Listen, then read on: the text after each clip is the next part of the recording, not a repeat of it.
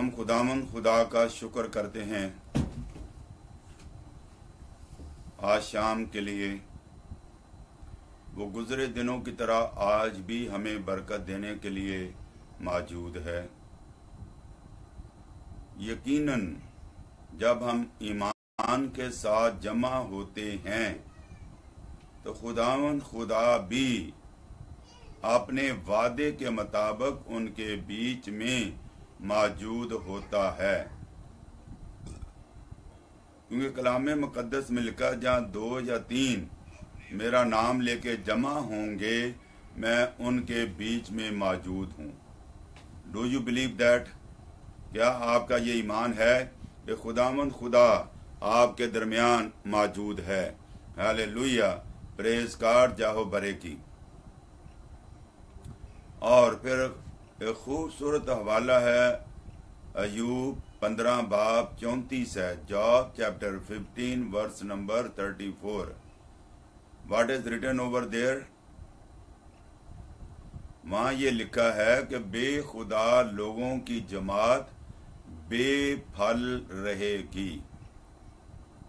इसका क्या मतलब है? बेखुदा लोगों की, यानी जिनका ये ईमान ही नहीं है कि खुदा हमारे दरमियान मौजूद है। मैंने शुरू में बताया कि खुदा का ये वादा है कि जहां 2 या 3 मेरा नाम लेके जमा होंगे मैं उनके बीच में मौजूद हूं। और पुराने यादनामे का कई सौ साल अयूब की किताब सबसे पुरानी किताब है, और खुदा ने अयूब के वसीला से एक मकाशफाती बात हमारे साथ की। हालेलुया, खुदामंद का शुक्र और उसकी तारीफ हो। मैं आपको खुशखबरी सुनाता हूं कि खुदामंद आज आपको बरकत देने के लिए मौजूद है। मुबारक है वो जमात, मुबारक है वो लोग जिनका खुदा खुदामंद है। हालेलुया, मुबारक हैं वो कौमें, मुबारक हैं वो लोग जिन्होंने खुदावंद यीशु मसीह को पा लिया है। Hallelujah, praise God. अभी तक दुनिया हकीकत की तलाश में सरगर्दा है और इस सहरा में अटकल पच्चू खाती फिरती हैं, और खुदावंद खुदा ने आज हमें खूबसूरत मजमून दिया है। यकीन जाने आप माने या ना माने, मैं घंटों घंटे जगाली करता रहता हूँ, मेडिटेट करता रहता हूँ, सोचता रहता हूँ कि खुदावंद आज मैं अपनी जमात से कौन सी ऐसी बात करूं जिस कलाम को सुनकर उनको बरकत मिले। महज मैं कलाम नहीं सुनाना चाहता, महज मैं कलाम शेयर नहीं करना चाहता, मेरे उस कलाम का कोई फायदा नहीं है। पौना घंटा 1 घंटा मैं जाया नहीं करना चाहता। मैं चाहता हूं कि मेरी जमात को और मुझे बरकत मिले। एक और खूबसूरत हवाला हिब्रियू 11:6। क्या कहा मैंने? हिब्रियू 11:6 क्या लिखा है? खुदा के पास आने वालों को ईमान लाना चाहिए कि वो अपने तालबों को बदला देता है।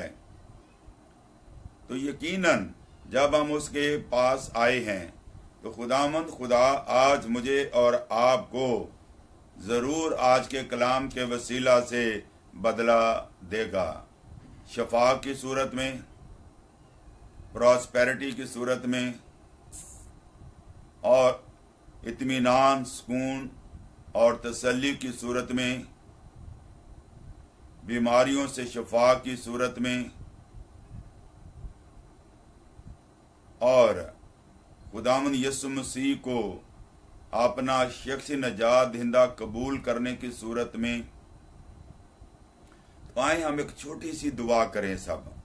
आए खुदावंद, जबकि आज हमारा मौजू है दुनिया हकीकत की तलाश में है, और तू मेरे साथ हो।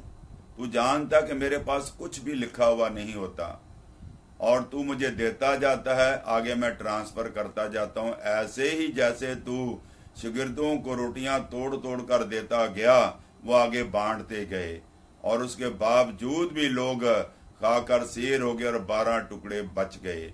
हालेलुया। एक जबरदस्त मसा आज हमारी इबादत में छा जाए।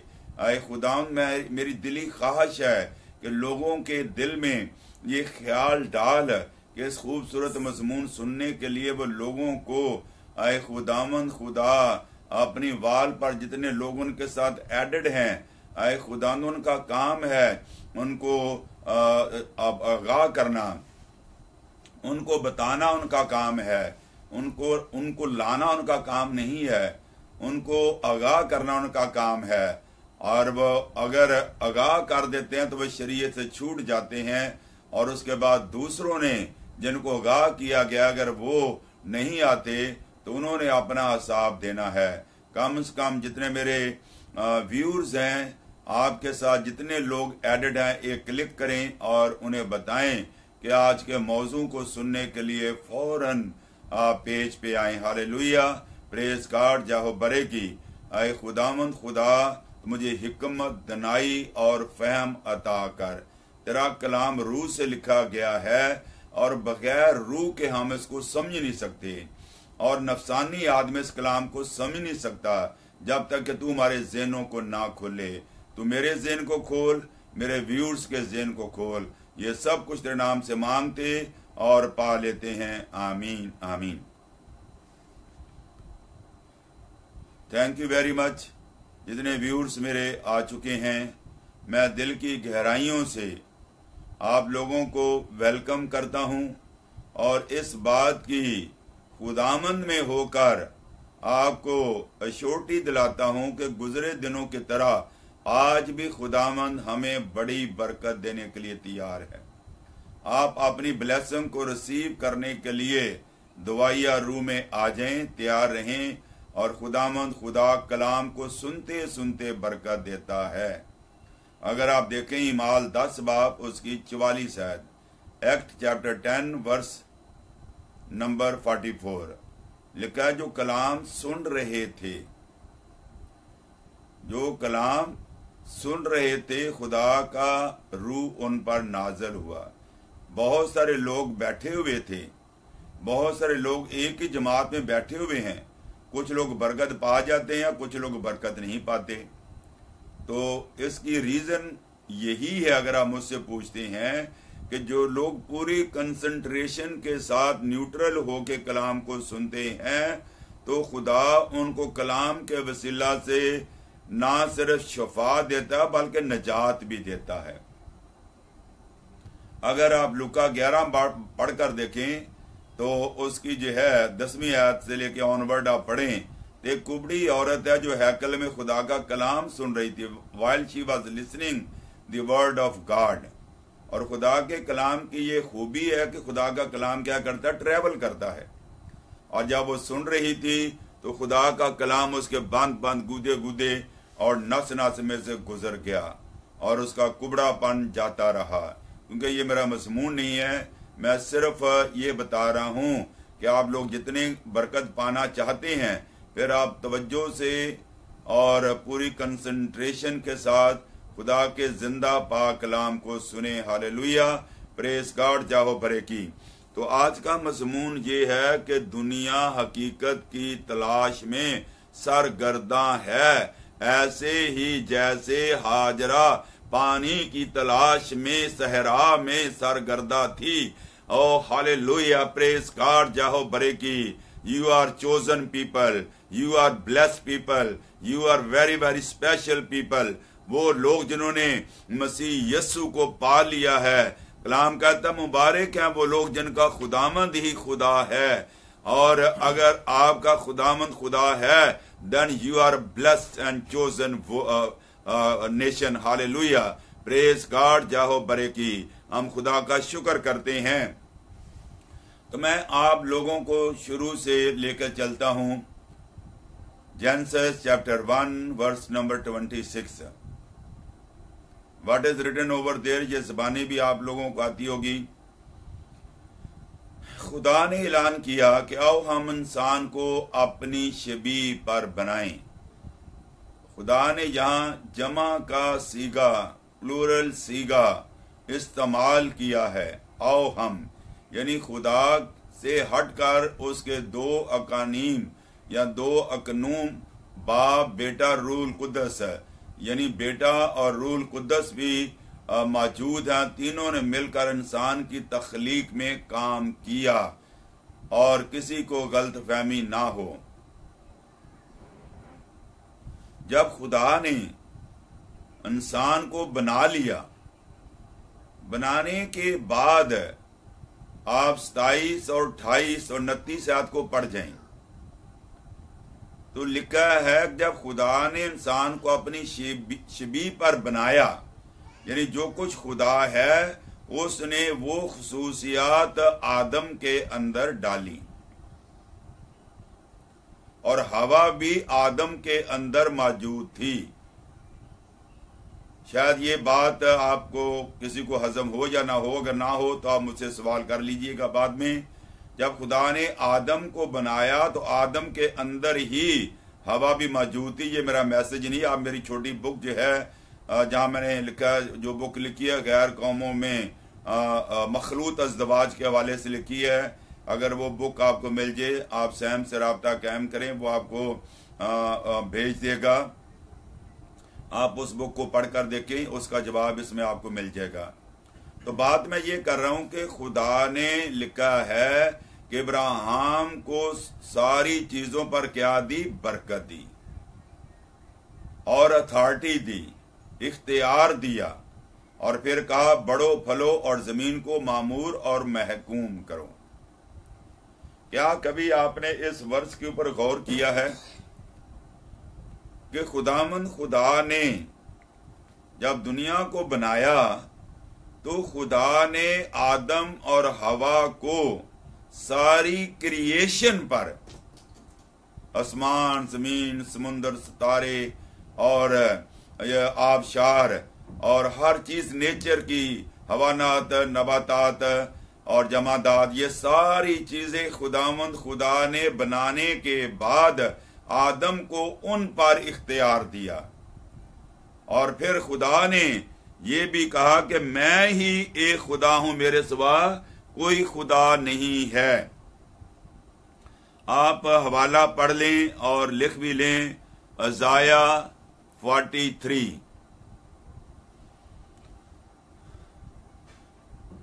अज़ाया 43 वर्स 10। इसके साथ अगर आपने लिख लिया अज़ाया 43:10 और फिर अज़ाया 44, अज़ाया 44 वर्स 6 और 8। तो इन आयात को जो है आप लोग जो मेरी फैसिलिटेशन कर रहे हैं सैम और सिस्टर मसरत, आप इन वर्सेस को डाल दें ताकि पढ़ने वालों के लिए आसानी हो कि खुदावंद कह रहा है कि मैं ही शुरू से लेकर आखिर तक मैं ही खुदा हूं, मेरे सिवा कोई खुदा नहीं, मैं ही अव्वल और आखिर हूं। और मकाशवा का मुसन्नफ भी यही कहता है पहले बाब में कि मैं अल्फा और ओमेगा हूं। वही इब्तिदा और इंतहा है जो शुरू से लेके आखिर तक की बातें बताता है। तो इन हवाला जात से हमने सीखा कि खुदा के अलावा कोई और खुदा नहीं है। जो हवाला मैंने आप लोगों के सामने रखा है मैं वो भी पढ़ देना चाहता हूं ताकि बात समझ में आ जाए। आज का हमारा मज़मून है कि दुनिया हकीकत की तलाश में है।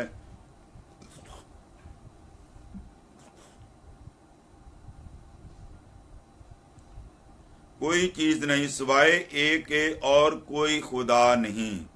ये पालूस रसूल करंथस की कलीसिया को लिखते हुए कहता है, क्योंकि करंथस की कलीसिया में भी बेशुमार हम देखते हैं देवी देवताओं के ये पूजने वाले लोग थे।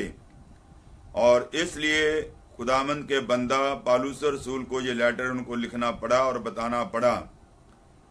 अगरचे आसमान और जमीन में बहुत से खुदा कहलाते हैं,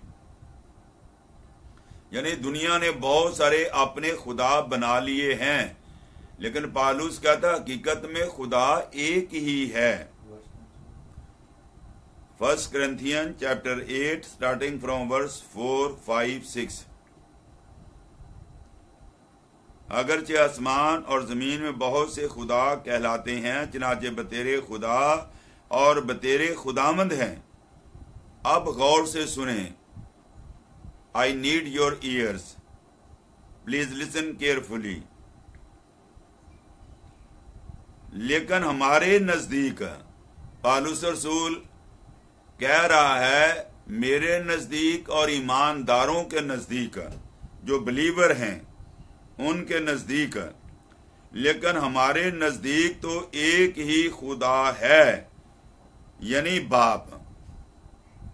खुदा यहां पर बाप को जाहिर किया गया है, जिसकी तरफ से सब चीजें हैं और हम उसी के लिए हैं, और उस एक ही खुदामंद से, और एक ही खुदामंद है। क्या लिखा है कि एक ही खुदा है और एक ही खुदामंद है, यानी यीशु मसीह, जिसके वसीला से सब चीजें मौजूद हुई और हम भी उसी के वसीला से हैं। अगर आप gospel of John chapter 1 verse 3, gospel of John chapter 1 और 3 पढ़ें कि शुरू में पहली आयत में लिखा है, इब्तिदा में कलाम था, कलाम खुदा के साथ था, कलाम ही खुदा था, और उसी ने उसके वसीला से सब चीजें बनाई, और वो उसी में हम भी बनाए गए। हालेलुया। और सब चीजें उसने हमारे लिए बनाई और हमें भी अपने लिए बनाया। हालेलुया, खुदा का शुक्र। फिर वही कलमा खुदा का जो है मुजस्सम और फजल उस से मामूर होकर हमारे दरमियान रहा। हमने उसका ऐसे जलाल देखा जैसे बाप के इकलौते का जलाल, और वो बेटा जो बाप की गोद में था, वो पैदा होने से बेटा नहीं बल्कि अज़ल ही से वो बेटा शुरू से बाप की गोद में था। बाप को किसी ने नहीं देखा, सिर्फ बेटा जो बाप की गोद में था उसी ने उसको ज़ाहिर किया। हालेलुया। एक ही खुदामंद है और एक ही खुदा है। हालेलुया, प्रेज गॉड और जय हो बरे की। इसके साथ एक और हवाला मेरे साथ आप देख लें, इफिशियंस चैप्टर 4 वर्स नंबर 5। इफसियों 4 बाब उसकी 5 आयत। एक ही खुदामंद है, एक ही ईमान है, एक ही बपतिस्मा, और सबका खुदा और बाप एक ही है, जो सबके ऊपर, सबके दरमियान और सबके अंदर है, और हम में से हर एक पर मसीह की बख्शिश के अंदाजा के मुआफिक फजल हुआ है। इस वर्ष को आप टाइम निकाल के आप जरूर पढ़िए। बहुत जबरदस्त इल्हामी वर्ष है, जो कि हमारे दिलों को छू जाएगी, हमारे जीवन को बदल देगी। मैं दोबारा से पढ़ रहा हूं। एक ही खुदामंद है, यानी मसीह यीशु। एक ही ईमान है, यानी खुदामंद यीशु मसीह। ईमान के आने से पहले हम शरीयत के मुताबिक थे, जब ईमान आ गया तो हम शरीयत के मुताबिक ना रहे। तो इसलिए मैंने कहा कि ईमान से मुराद खुदावंद यीशु मसीह है। अगर मजीद आप जानना चाहते हैं, गलेशियन चैप्टर 3 वर्स नंबर 23 पढ़ लें, 23 और 24 आयत पढ़ लें, तो ईमान से मुराद खुदावंद यीशु मसीह है। और फिर क्या लिखा है? एक ही बपतिस्मा। बहुत सारे लोग आप आज बपतिस्मे पर जोर नहीं देते, वो खतने पर जोर देते हैं, ला पर जोर देते हैं। अगर वो खतने पर जोर देते हैं तो फिर उन्हें पूरी शरीयत को भी मानना चाहिए। तो उसके बाद लिखा है, सबका खुदा और बाप एक ही है, और जो सबके ऊपर है, सबके दरमियान है और सबके अंदर है, और हम में से हर एक पर मसीह की बख्शिश के अंदाजा के मुआफिक फजल हुआ है। तो इन आयात को आपने तवज्जो से गौर से पढ़ना है। तो मैंने शुरू से स्टार्ट लिया था कि आज दुनिया हकीकत की तलाश में है। बहुत सारे लोग हकीकत के पास आकर फिर जो है वो नहलाई सूरनी की तरह फिर वो वापस चले जाते हैं। शायद वो उनका कोई अपना माटो होता है या कोई अपना गोल होता है या कोई अपना मकसद होता है। जब वो पूरा होते हुए नहीं देखते तो फिर वो वापस लौट जाते हैं गंदगी की तरफ। तो अब मैं ये बताना चाहता हूं what is difference between Christianity, between Christian and non Christian, believer and non-believer. What is definition of Christianity? God's best efforts. God's best efforts to find out the man. खुदा खुद इंसान को ढूंढने के लिए जमीन पर आया। In other religion, man's best effort to find out God. इंसान अपने अमाले हसना से, नेक कामों से खुदा की तलाश करता हुआ नजर आता है। लेकिन खुदा तो हमारे सांसों से भी कहीं नजदीक, हमारी शाह रग से भी बहुत ज्यादा नजदीक है। और दुनिया उसे पत्थरों में ढूंढती है, दुनिया उसे और पहाड़ों में ढूंढती है, आबशारों में ढूंढती है। कोई शाम की परस्तिश कर रहा है, कोई किसी की मखलूकात की परस्तिश कर रहा है। जिनको खुदा ने बनाया है वो उस मखलूकात की परस्तिश करते हुए नजर आते हैं। इसके लिए मैं एक हवाला पढ़ना चाहता हूं, रोमन चैप्टर 1।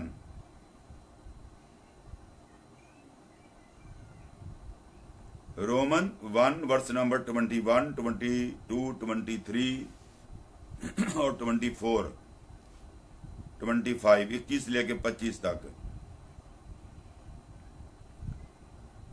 इसलिए कि अगरचे उन्होंने खुदा को जान तो लिया मगर उसकी खुदाई के लायक उसकी तमजीद और शुक्रगुजारी ना की, बल्कि बातिल ख्यालात में पड़ गए। ये अभी थोड़ी देर में पहले बात कर रहा था। और उनके बेसमझ दिलों पर अंधेरा छा गया। वो अपने आप को दाना जताकर बेवकूफ बन गए। गैर फानी खुदा के जलाल को, लफ्जों पर गौर करें, गैर फानी यानी गैर मरई, जिसको फना नहीं है, जो अब्दुल-बाद तक जिंदा और जिंदा रहेगा। गैर फानी खुदा के जलाल को फानी इंसान और परिंदों और चुपायों और कीड़े मकोड़ों की सूरत में बदल डाला। तो मैं ये कह रहा हूं कि जिंदा खुदा को छोड़कर दुनिया, जिस खुदा ने दुनिया को बनाया, खालिक को छोड़कर उसकी बनाई हुई चीजों को पूजा कर रहे हैं। क्या ये शर्म की बात नहीं है? कि क्या ये लाइल्मी की बात नहीं है? क्या ये जहालत की बात नहीं है?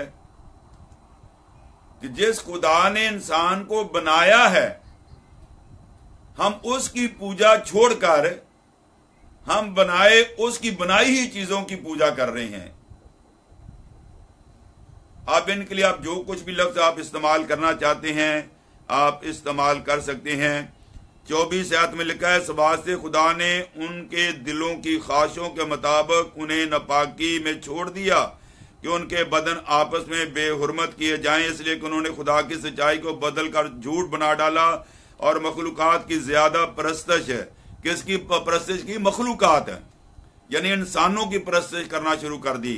बहुत सारे जो बादशाह थे, नीरो बादशाह था, कैसर बादशाह था, और जो बादशाह थे उन्होंने अपनी जो है नबूकतनजर बादशाह, उन्होंने ऐलान किया कि वो उनकी पूजा करें, खुदा को छोड़कर वो उनकी पूजा करने। मर्दकी ने जो है इनकार कर दिया, जिसकी वजह से उन पर पूरी कौम पर जो है मुसीबत आ गई। लेकिन चूंकि वो सच्चे खुदा की पूजा करने वाले थे, और सच्चे खुदा के जो पूजा करने वाले हैं, खुदामंद खुदा इस जहान भी उनको हिफाजत करता है, आने वाला जहान तो है ही उनका।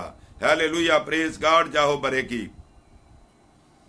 इसलिए कि उन्होंने खुदा की सच्चाई को बदलकर झूठ में बना डाला और मखलूकात की ज्यादा परस्तश और इबादत की बानिस्बत उस खालिक के जो अबा तक माबूद है। आमीन। तो लिहाजा मैं आप लोगों से ये शेयर कर रहा हूं, आज दुनिया हकीकत की तलाश में है, और दुनिया जो है हकीकत की तलाश में तो है, खुदा की तलाश करने की बजाय वो खुदा को खुदा की बनाई हुई चीजों में ढूंढ रहे हैं।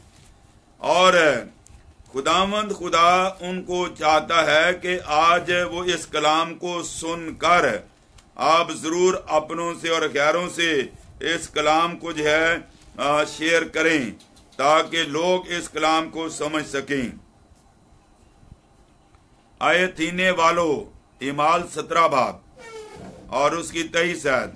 आए थीने वालों, मैं देखता हूं तुम्हारे बात में देवताओं के बड़े मानने वाले हो, चनाचे मैंने सैर करते और तुम्हारे मबूदों पर गौर करते हुए वक़्त एक ऐसी कुर्बान गाह भी पाई जिसमें लिखा नामालूम खुदा के लिए पास जिसको तुम बगैर मालूम किए हुए पूछते हो, मैं तुमको उसी की खबर देता हूं जिस खुदा ने दुनिया और उसकी सब चीजों को पैदा किया। गौर से सुने, जिस खुदा ने दुनिया और उसकी सब चीजों को पैदा किया वो आसमान और जमीन का मालिक होकर हाथ के बनाए हुए मंदिरों में नहीं रहता।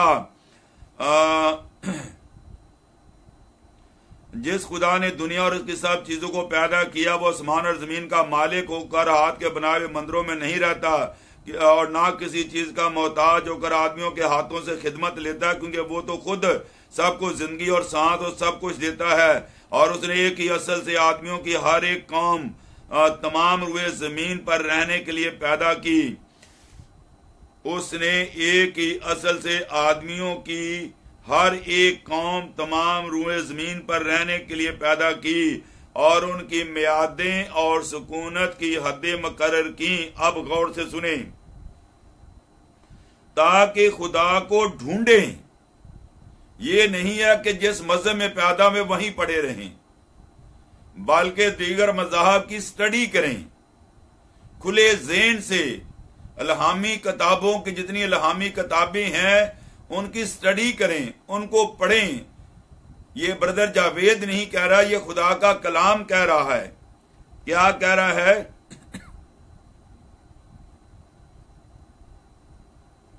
ताकि खुदा को ढूंढे, 27 आयत है, यानी तलाश करना। आज हमारा मजमून भी यही, हकीकत की तलाश। आज दुनिया हकीकत की तलाश में, हकीकत की तलाश में है। खुदा, ताकि खुदा को ढूंढें, शायद के टटोल कर उसे पाएं। हर चंद वो हमसे किसी से दूर नहीं, वो हमारी शाहरग से भी ज्यादा करीब है, हमारी सांसों से भी ज्यादा करीब है। हम उसको मखलूकात में, उसकी बनाई चीजों में हम ढूंढ रहे हैं, क्योंकि उसी में हम जीते और चलते फिरते और मौजूद हैं। जैसा तुम्हारे शायरों में से भी बाज ने कहा कि हम तो उसकी नस्ल भी हैं, बस खुदा की नस्ल होकर हमको ये ख्याल करना मुनासिब नहीं। ज़ात इलाही उस सोने या रुपए या पत्थर की मानद है। तवज्जो फरमाएं, ये इमाल 17 बाब उसकी 29 आयत में पढ़ रहा हूं। बस खुदा की नस्ल होकर हमको ये ख्याल करना मुनासिब नहीं कि ज़ाते लाही यानी खुदा उस सोने या रुपए जिसको हम आज दुनिया जो है वो लोगों का रुपया खुदा बना हुआ है, उस सोने या रुपए या पत्थर की मानद है जो आदमी के हुनर और जात से घड़े हुए हैं, घड़े गए हैं। घड़े लफ्ज़ है। तो आप ये समझ लें कि ये 3 चीजें यहां बताई गई हैं और यही चीज जो है खुदावंद अथीने वालों को कहता है कि वो बुत परस्त थे और जादूगरों ने अपनी किताबें जला दी। अगर आप 19 बाब पढ़ें और उसकी 17 से लेके 22 तक पढ़ जाएं तो खुदा के कलाम ने उन जादूगरों के दिलों पे चोट मारी और बहुत से जादूगर बदल गए और वहां के लोगों को जो है इफिसस के रहने वालों को, उन लोगों को जो है बहुत दुख पहुंचा।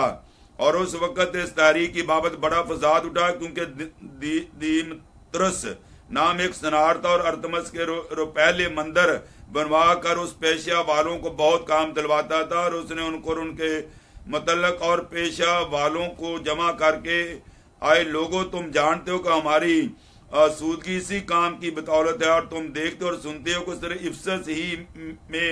इफिसस ही में नहीं बल्कि तकरीबन तमाम आसिया में पालूस ने बहुत से लोगों को ये कहकर कायल और गुमराह कर दिया है कि जो हाथ के बनाए हुए खुदा नहीं है, हाथ के बनाए हुए खुदा नहीं है। पास सिर्फ यही खतरा नहीं कि हमारा पेशा बेकदर हो जाएगा बल्कि बड़ी देवी अर्थमस का मंदिर भी नाचीज हो जाएगा। और इसके साथ वो इसका भी जिक्र करते हैं, अर्थमस देवी और ज्यूस का भी जिक्र करते हैं कि उनको अपने पेशे की भी फिक्र है और इन लोगों ने खूब जो है लोगों को भड़काया। और इसलिए खुदावंद के बंदा पालूस रसूल ने कहा कि सोना हमारा खुदा नहीं, दौलत हमारी खुदा नहीं, पत्थर हमारे खुदा नहीं है, ये तो खुदा ने बनाया है।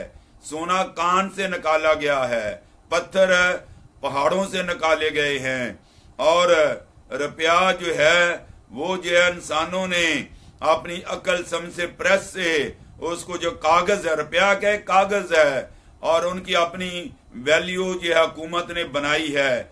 लेकिन इन सब के पीछे हाथ किसका है? No matter what religion you are belong to, आपका मजहब कोई भी क्यों ना हो, मैं किसी को बुरा भला नहीं कह रहा, ना मुझ में इतनी सख्त है कि मैं कोई ऐसी बात करूं जिसके ईमान को ठेस लगे। मैं सिर्फ ये कह रहा हूं कि जितनी इस दुनिया में प्लेनेट पर हर नस्ल, रंग, कौम, कबीले के लोग बसते हैं उनको खुदा ने पैदा किया है। Are you agree with me? और उन सब का एक ही खुदा है जो मैंने मुख्तलिफ हवालों से पढ़कर आप लोगों को बताया है। लेकिन अफसोस से कहना पड़ता है जब कौम बनी इस्राएल मिस्र की गुलामी से निकले, तो मैं आप थोड़ी स्पीड पकड़ने लगा हूं तो आप तवज्जो से सुने। तो मूसा जाने से झिझकता है और खुदा ने कहा कि मैं तुझे भेजता हूं, मैंने तेरा मुंह बनाया है, तो मत घबरा, मैं तेरे साथ हूं, ये आशा ले जा। जब वो कहता जब मैं मुझे पूछेंगे तो मैं क्या बताऊं, उसने कहा कि जब फिरौन पूछे तू कहना मैं जो हूं सुहू ने मुझे भेजा। फिर भी वो डरता खुदा उस पर झुंझलाया और खुदा ने कहा कि तू जा, मैं हारून को तेरे साथ भेजता, वो तेरा मुंह बनेगा और तू मोज़े करेगा। और उन्होंने जो शुरू में मोज़ात किए वहां के जादूगरों ने भी वो मोज़े किए और फिर जब उन्होंने आखिर में मोज़ा किया तो उन्होंने कहा कि ये काम खुदा का है, हम ये काम नहीं कर सकते। उनके जादूगरों पर खुदा ने फतह पाई और जब उन्होंने उस लाठी को डाला और वो सांप ना बना सके, यहाँ पर क्रिएशन नजर आती है और सिर्फ क्रिएट खुदा कर सकता है। अबलीस या खुदा की बनाई चीजों को गौर से सुने मेरे जुमलों को, मैं क्या कह रहा हूं कि अबलीस खुदा की बनाई चीजों को बगाड़ तो सकता है लेकिन क्रिएट नहीं कर सकता। तो यहाँ क्रिएशन है, लकड़ी का सांप बन जाना ये खुदाई काम है और खुदा ने उसके अंदर जो जिंदगी डाली और वो फिर लाठी सांप बन गई। और जादूगर ये काम ना कर सके क्योंकि जादूगरों के पास तख्लीकी कुदरत नहीं है। तख्लीकी कुदरत आपके पास है, आपके खुदा ने आपको दी है, मुझे और आपको दी है। मैं और आप तख्लीक भी कर सकते हैं, हमारे लफ्जों में तख्लीकी कुदरत है। जब आप बोलते हैं तो वो उगता है। हालेलुया, खुदा उनका शुक्र हो। तो खुदा ने मूसा के जरिए हम ये देखते हैं कि उनके मेंढकों को यानी जितने भी वहां पर सजाएं 10 हफ्ते आई, यके बाद दीगरे जिन खुदाओं को वो पूछते थे, मेंढक उनके खुदा थे, जिसको जो अपनी जबान में वो हेका कहते थे, HEKKA, हेका। तो ये उनका देवता था।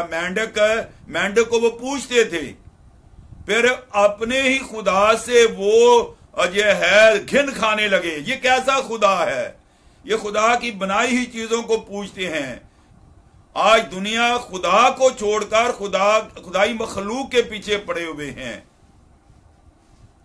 आगे बढ़ते हैं, मूसा के जमाने में आते, खुदा ने मूसा से कहा जब तुम वादा के मुल्क में चले जाओ तो गैर कौमों बुत परस्तों के जो खुदाओं को जो ना पूजना, अस्तरात की पूजा ना करना और मोलक की पूजा ना करना, बाल की पूजा ना करना और दूसरे जो देवी देवते हैं उनकी जो है मोलक की पूजा ना करना और ना अपने बेटे उनको देना और ना उनकी बेटियां लेना, और वो वही गुनाह करने लगे और खुदा ने उन्हें उनकी सजा दी। वो गैर कौमों के और जिंदा खुदा को जो उनको निकाल के ले आया है। फौरन इस्तिस्ना की किताब में हम देखते हैं जब मूसा खुदा के पास पहाड़ में जाता है, 40 दिन रहा, वहां से शरीयत लेने गया। उन्होंने वो सोना जो कि कौम बनी इस्राइल से मिस्रियों से ले लिया था और जो इजी काम इजी को, तो खुदा ने उनको मेहरबान कर दिया था। अब वो सोना लेके हारून ने जो है वो उनके लिए देवता बना दिया, उसकी पूजा करने लगे। वो देवता कई सालों तक रहा और उसके बाद खुदा ने उसको खत्म किया और जलाकर मूसा ने उनको पिलाया और उनका जो है वहां पर हम देखते हैं कफारा दिया। तो ये अजाफी बात मैं बता रहा हूं, इसका मजमून के साथ कोई ताल्लुक नहीं है। जब ला दिया गया तो 3000 आदमी मारे गए, जब फजल दिया गया तो 3000 लोग बच गए। मेरा ख्याल है कि अगर आप बिलीवर हैं, खुदा के लोग हैं, तो आप समझ गए मेरे पॉइंट को कि इसका क्या मतलब है। तो इसी तरह शुरू में मैंने बताया जब खुदा ने इब्राहिम को निकाला, उसका बाप तारा था और वो बुतों की परस्तिश करते थे और बुत परस्तों से खुदा जब अपनी कौम को तश्कील देने वाला था तो खुदा ने इब्राहिम को बुत परस्तों से निकाल के अलग कर लिया ताकि इब्राहिम की परवरिश उनमें ना हो। और इसलिए फिर आगे मूसा की बात आ जाती, मैंने बात कही।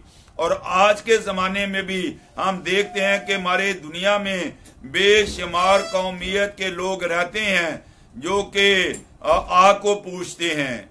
बेशुमार लोग हमारे जमाने में रहते हैं जो पत्थरों को पूजते हैं।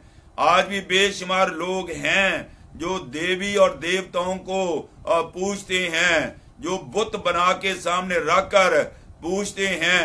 खुदा ने सख्ती से मना किया है कि लानत उस शख्स पर कि जो कोई बुत बनाकर उसकी पूजा करे, लोग कहें कि आमीन, और लानत है उस शख्स पर जो आमीन कहे और उसकी बातों को जो है जो कही जाए उसको पूरा करे।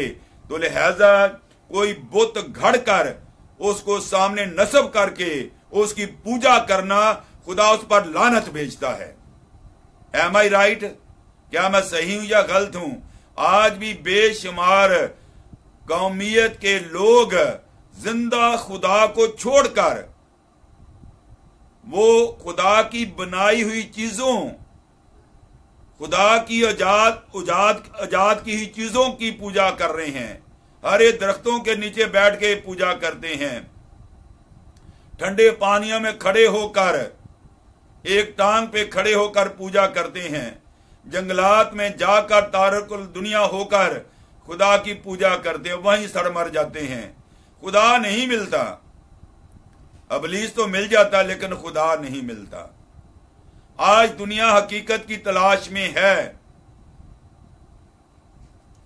जब तक हम बिके ना थे, लिसन केयरफुली, जब तक हम बिके ना थे कोई हमें पूछता नहीं था। तूने खरीद कर, हालेलुया, तूने खरीद कर हमें अनमोल बना दिया। Praise God, hallelujah. खुदावंद का शुक्र और उसकी तारीफ और उसकी तमजीद हो। पहला पतरस पहला भाग उसकी 18वीं आयत का मैंने हवाला दिया है। हमारा मूल खुदावंद यीशु मसीह का खून है, उसने खरीद कर हमें काहिन भी बना लिया और बादशाह भी बना लिया। पहला पतरस 2 बाब उसकी नामी आयत को आप तवज्जो से गौर से पढ़ें, क्योंकि मेरा वो मजमून नहीं, मैं उस तरफ नहीं निकलना चाहता। तो मैं ये बताना चाहता हूं कि मेरे और आपके जमाने में भी आज बेशुमार लोग बुतों को पूजा कर रहे हैं, हाथ के बनाए हुए मंदिरों को पूज रहे हैं, पत्थरों को पूज रहे हैं और रुपए पैसे को पूज रहे हैं। हर वो चीज उनको पसंद आती है उसके नीचे बैठकर उसको खुदा बना लेते हैं। गौर से सुनिए मैं क्या कह रहा हूं, मेरे दिल में बड़ा बोझ है। मैं इस बोझ को आप लोगों तक मल्टीप्लाई करना चाहता हूं ताकि आप लोग आगे मल्टीप्लाई करें। जब हम खुदा के घर में होते हैं तो हम कहते हैं खुदामंद, अय खुदा तू ही हमारा खुदा है। हम इतने खो जाते हैं कि हम खुदा खुदा करते हैं, लेकिन जब बाहर निकलते हैं तो फिर वो खुदा जिसकी हम परस्तिश कर रहे होते हैं, आप मेरे साथ रहिए, तो उस खुदा को हम चर्च में छोड़ के आ जाते हैं। तो बाहर क्या होता है कि पैसा हमारा खुदा बन जाता है, इंटरनेट हमारा खुदा बन जाता है, टैब हमारा खुदा बन जाता है, मोबाइल हमारा खुदा बन जाता है, इंटरनेट हमारा खुदा बन जाता है। लोग 3-3 घंटे फिल्मों को तो बैठकर देख सकते हैं, 1-1 घंटा टीवी के आगे बैठकर ड्रामा तो देख सकते हैं, लेकिन खुदा के लिए 15 मिनट भी नहीं निकाल सकते। मैं हैरान होता हूं जब मैं घंटा 1.5 घंटा तैयारी के साथ मैसेज लोड करता हूं तो बहुत कम लोग कलाम को सुनते हैं, बहुत कम लोग कलाम को सुनते हैं। जिंदगी में हमें फुर्सत ना मिली तो मरने के बाद क्या हमें कब्र में हमें फुर्सत मिलेगी? आप मुझे बताएं, आज हमारा खुदा कौन है? आज दुनिया पैसे को खुदा बनाकर पूज रही है। जी हां, मैं ये कह नहीं रहा, ये खुदा का कलाम कह रहा है। हालेलुया, प्रेज गॉड, जय हो बरे की। तो खुदावंद खुदा ये चाहता है कि मैं और आप इस कलाम पर हम गौर से तवज्जो से इस पर तवज्जो करें और कलाम को गौर से सुने कि हमने किसको खुदा बना रखा है। फिलिपियन चैप्टर 3 वर्स नंबर 18, फिलिपियों 3 बाब 18वीं आयत। क्योंकि बतेरे ऐसे हैं जिनका जिक्र मैंने तुमसे बारहा किया है और अब भी रो रो कर कहता हूं कि वो अपने चाल चलन से मसीह की सलीब के दुश्मन हैं। वो मसीह की सलीब के दुश्मन हैं। कितने लोग हैं जो आज भी मसीह की सलीब के दुश्मन हैं। आप जानते हैं उन फिरकों को जो सलीब के पैगाम को नहीं मानते।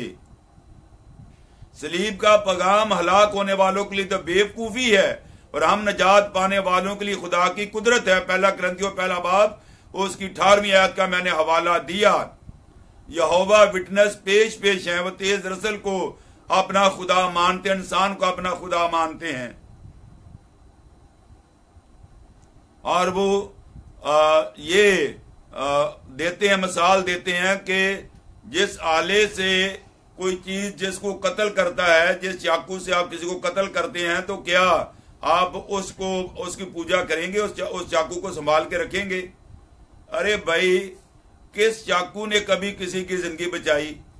जिसकी तुम एग्जाम्पल दे रहे हो, जिसने सलीब पर चढ़कर डाकू की जान बचा दी और आज बेशुमार दुनिया में सबसे ज्यादा मसीही दुनिया 34 to 35% 6 अरब का आप निकाले, सबसे ज्यादा मसीही दुनिया में पाए जाते हैं। किसकी बदौलत? जो कलवरी का शहजादा है, जिसने अपनी जान मेरे और आपके लिए सलीब पर दी। और ये बेवकूफ लोग ये एग्जाम्पल देते हैं कि क्या वो आलात जिससे किसी को कत्ल किया जाए, क्या वो इस काबिल है कि हम उसको माने? तो भाई उस चाकू जिसने जिसको कत्ल किया, कब किसी ने उसकी जान बचाई? बहुत कुछ कहा जा सकता है। आप मेरा मजमून ये सुने, ये सुनहरे मोती में मैंने लिखा है। और उसके बाद क्या लिखा है? और अब भी मैं बार बार रो रो कर कहता हूं कि वो अपने चाल चलन से मसीह की सलीब के दुश्मन है। उनका अंजाम हलाकत है, उनका खुदा पेट है। वो अपने शर्म की बातों पर फख्र करते हैं और दुनिया की चीजों को ख्याल में रहते हैं। ये है